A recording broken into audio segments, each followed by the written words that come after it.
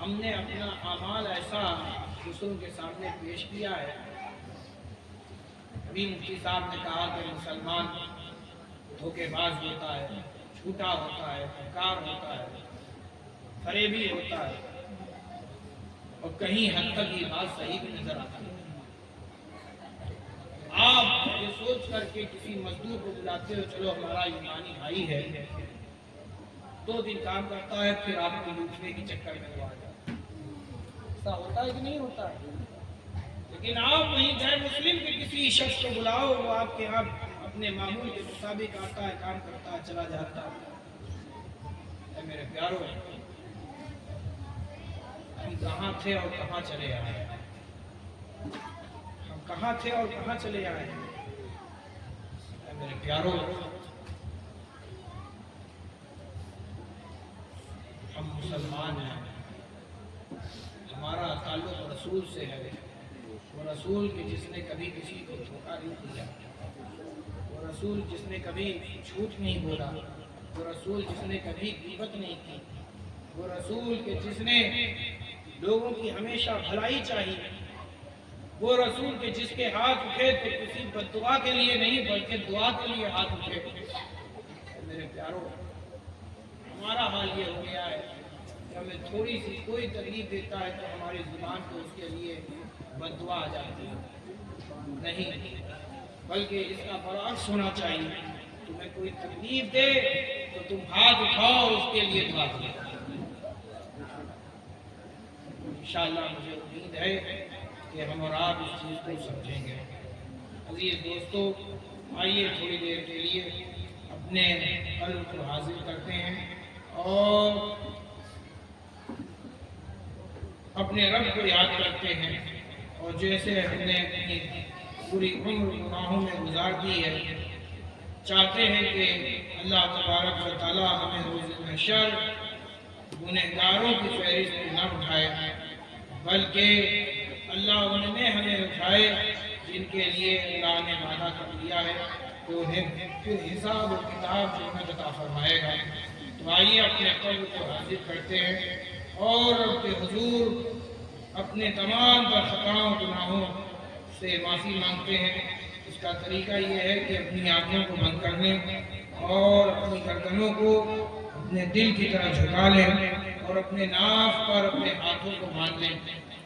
آج تو آپ کرسیوں پر ہیں، لیکن کوشش کریں جب کبھی یہ عمل کریں تو 2 زانو ہل کر بیٹھ جائیں. اور میری ماں بہن بیٹیاں اگر اس بات کو سن رہی ہوں اور اگر وہ بھی چاہتی ہیں کہ اپنے تمام خطاؤں اور گناہوں سے توبہ کر لیں تو وہ بھی اسی طرح بیٹھ جائیں اور اپنے ہاتھوں کو اپنے سینوں پہ رکھ لیں جس طرح وہ حالت نماز میں رکھتی ہیں. یاد کریں کہ آپ کا بچپن کیسا، آپ کی جوانی کیسی، آپ کی اب تک کی عمر کیسی ہے. اور جب خطا جرم یاد آ جائیں تو اللہ کے حضور پیش کر دینا. اللہ بڑا رحیم ہے، بڑا کریم ہے، بڑے سے بڑے خطاؤں گناہوں کو اللہ ہی معاف فرماتا ہے.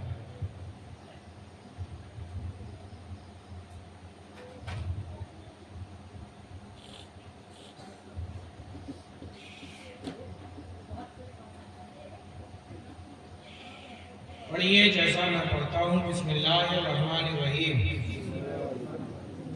لا الہ الا اللہ محمد رسول اللہ صلی اللہ علیہ وسلم. نہیں ہے کوئی معبود مگر اللہ، محمد صلی اللہ علیہ وسلم اللہ کے سچے رسول ہیں. استغفر اللہ ربی من کل ذنب واتوب الیہ. اے اللہ، تیری بارگاہ میں سچے دل سے سب چھوٹے بڑے گناہوں سے ہم توبہ کرتے ہیں جسے ہم نے جان کر یا بھول کر کیا ہے.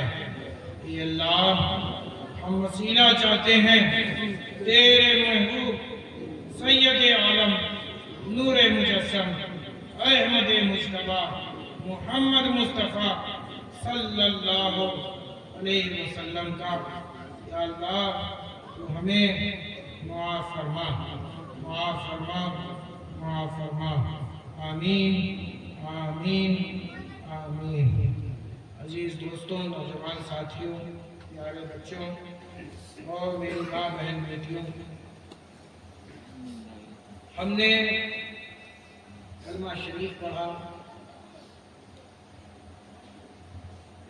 तौबा और इस्तिग़फ़ार किया। शामिल शरीफ में आता है कि जब बंदे खुदा एक बार कलमा शरीफ पढ़ता है तो अल्लाह तबारक व तआला उस एक दफा पढ़ने के एवज़ उस बंदे के